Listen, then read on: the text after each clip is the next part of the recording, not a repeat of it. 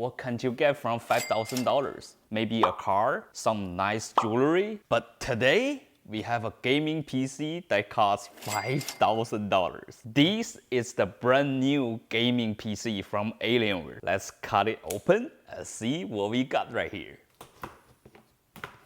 Dun, dun, dun, dun. Look at that. Let's see what we have in the topper box right here. We didn't order that Office keyboard and mouse, of course, so we saved some money over there. So right here is the power cable. Let me show you how thick this thing is. It's like a rope. And the next thing is very weird. I haven't seen this thing come with a gaming PC for a very long time. And these are the devices for your wireless connection. I mean, okay. And of course, some documentary and also a warranty card. There we go. Oh boy, this is heavy. Look at this guy right here. Remove the foam. There, here we have it. The R15. Let's undress her right now.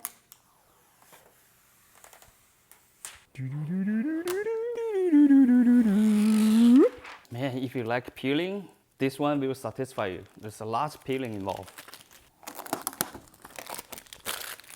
And the very last one here. There we go.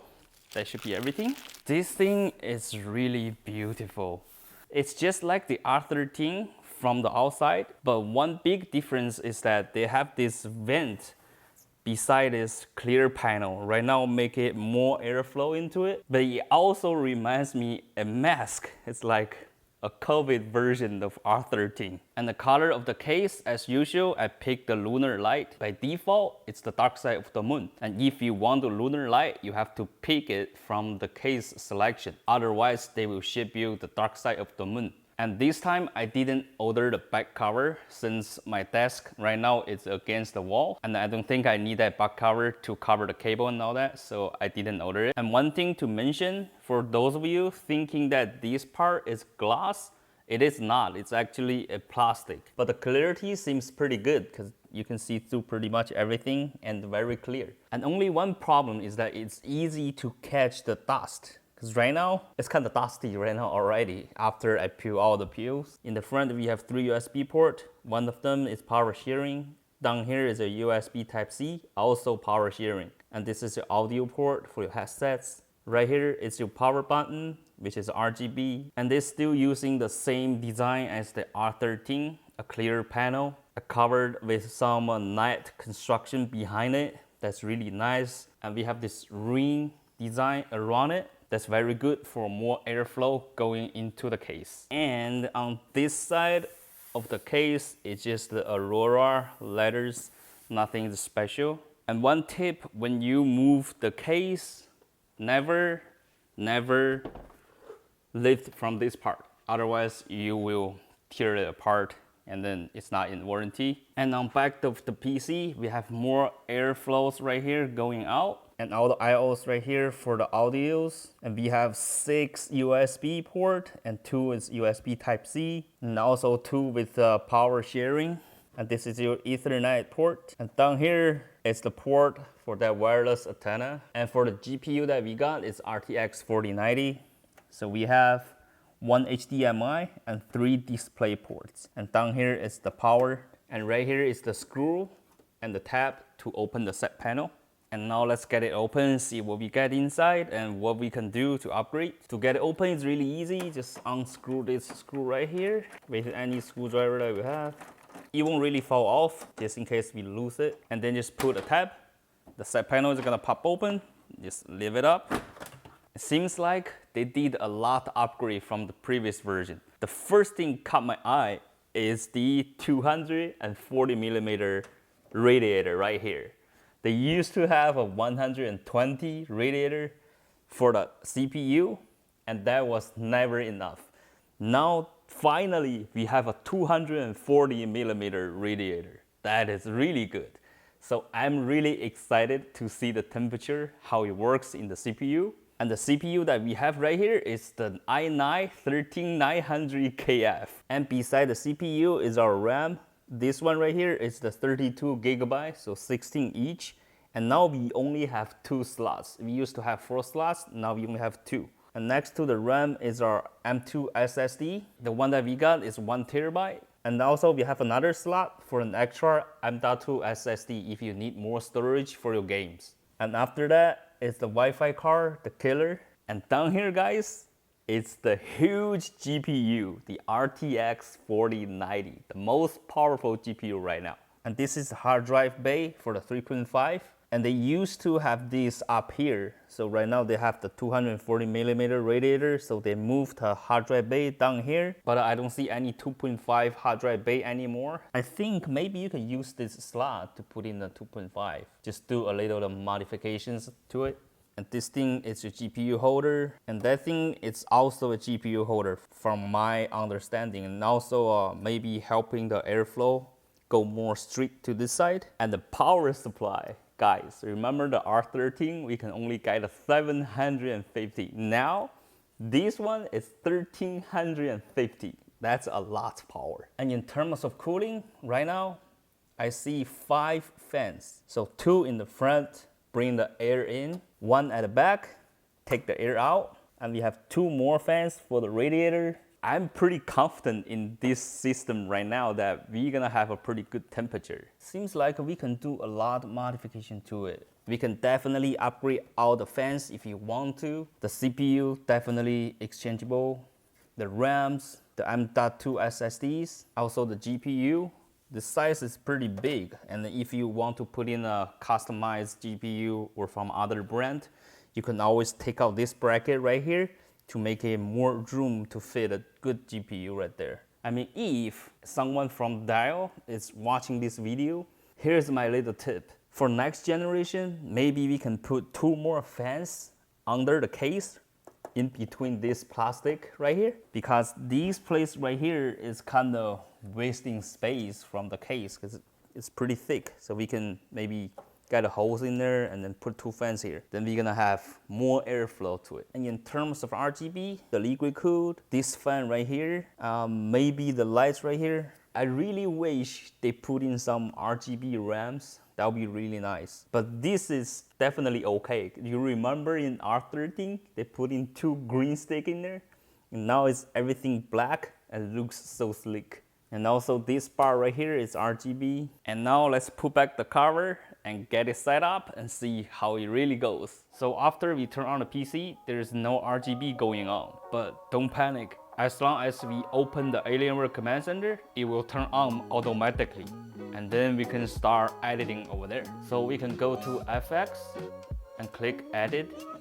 And in here, we can customize all the RGB lighting. So we can customize the power button by itself. We can also customize the ring, which is right here.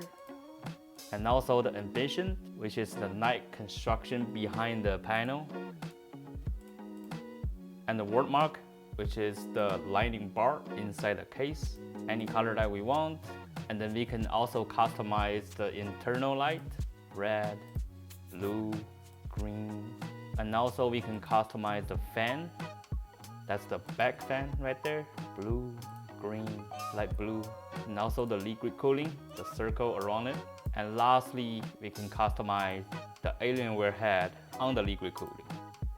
Red, blue, green, dark blue.